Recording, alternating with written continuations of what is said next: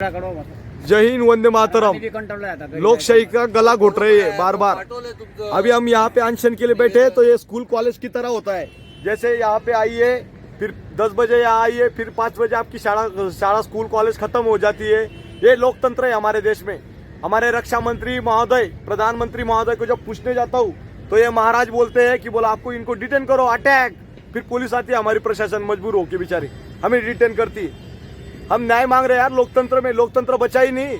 हम मुंबई दिल्ली में भी गए थे, वो उधर जंतर मंतर के, उन्होंने बोला 2 सेक्शन में होगा, 10 बजे से लेकर 1 बजे तक, 2 बजे से लेकर 5 बजे तक। क्यों कर रहे हो? बंद कर दो, अनशन भी बंद कर दो, उसको भी गुलाम कर दो। अगर आपको न्याय नहीं दे सकता, आप कानून चलाते हो ना प्रधानमंत्री जी, वो पद छोड़ दीजिए। लोकतंत्र का गला घोटने से अच्छा पूरा कब्जा कर लीजिए भारत में, हिंदुस्तान में। पाकिस्तान के ऊपर राजनीति करते हो। नवाज शरीफ के साथ आप चाय पीने गए था, मैं चाय पीने नहीं गया था, मेरे देश के लिए गया था मैं। और यही देश की बचाने की लड़ाई लड़ रहा हूँ अभी भी। हमारे देश में कितने जवानों को पेट पे लात मारी, और सरकार वो नौकरी क्यों नहीं कर सकता देश में? रिटायर होने के बाद वो जवान नौकरी कर सकता है, पर जिसको अधिकारी द्वारा शोषण किया होता है, उसको घर भेजा होता है, वो देश में नौकरी क्यों नहीं कर सकता? वो कंपनी भी नहीं कर सकता, जॉब भी नहीं कर सकता। क्यों भाई? हम आतंकवादी क्या? जितने भी पीड़ित जवान है वो सब आतंकवादी है क्या देश में? पाकिस्तान से आने वाली सीमाएदार को आप टिकट देते हो, उसको नौकरी मिल सकती है, ऑफर मिल सकती है। हमारे जवानों को आतंकवादी बना दिया आपने। इसलिए न्याय की भीख मांग रहा हूं लगातार। प्रशासन को भी आपने अपने कब्जे में लेके रखा है। एसपी, कलेक्टर, डीसी, डूसी सब आपकी पावर का मिसयूज करते। कहाँ गई आईबी विभाग, इंटेलिजेंस ब्यूरो कहाँ गई जो जांच करते? जयशंकर जी विदेश मंत्री कहाँ है? उनकी भी तलाश में निकल पड़ा हूं मैं। न्याय चाहता हूं, न्याय। पाकिस्तान के ऊपर आप जाए थे, चाय पीने गए थे, वहां पे तमाम न्यूज चल रही थी आपकी।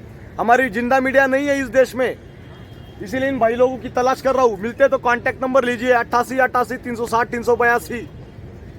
मेरा बच्चा भी पूछ रहा है 2 साल का, मेरा बाप आतंकवादी है क्या? अभी उसको लेके पुलिस थाना में जमा करूंगा मैं। संभाल लेना मोदी जी, आपने तो शादी की नहीं, पर बार बार चिल्ला चिल्ला के गला ठुस गया मेरा। जनरल साहब बोलेगा नहीं, क्योंकि जनरल को अपनी चेयर की पड़ी है, उसको गवर्नर बनना है रिटायर होने के बाद। इसलिए न्याय की भीख मांग रहा हूं लगातार। रक्षा मंत्री, प्रधानमंत्री, अगर आप न्याय नहीं दे सकते हो, पाकिस्तान गवर्नमेंट के पास न्याय मांगू क्या? क्यों राजनीति खेल कर रहे हो? मैं वही सैनिक हूं, हिंदू, छत्रपति शिवाजी महाराज का मावड़ा हूं। जय श्री राम बोल के राजनीति नहीं होती है। अगर आप राजनीति करते हो ना, ये चीज ये बंद कर दीजिए ड्रामा, और छोड़ दीजिए। अगर देश को संभालना नहीं आता है तो ये सैनिक संभालेंगे आज के बाद देश। पीड़ित जवान, इनकी शक्ल देखिए, चेंज हो गए। सीआरपीएफ में कार्यरत थे, अमित शाह पूरी सीआरपीएफ को, पैरामिलिट्री को संभाल के बैठे। शोषण का शिकार 17 साल से।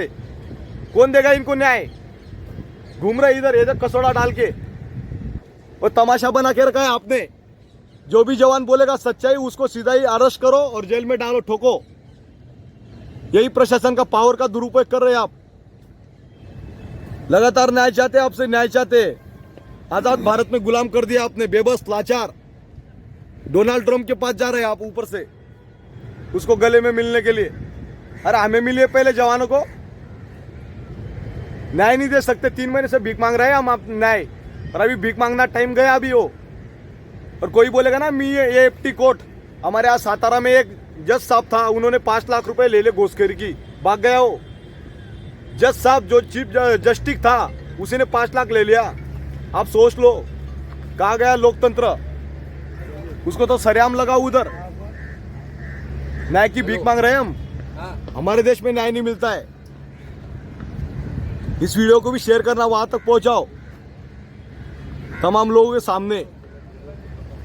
कोर्ट कचहरी में जाने दो, बोला इधर कोर्ट कचहरी,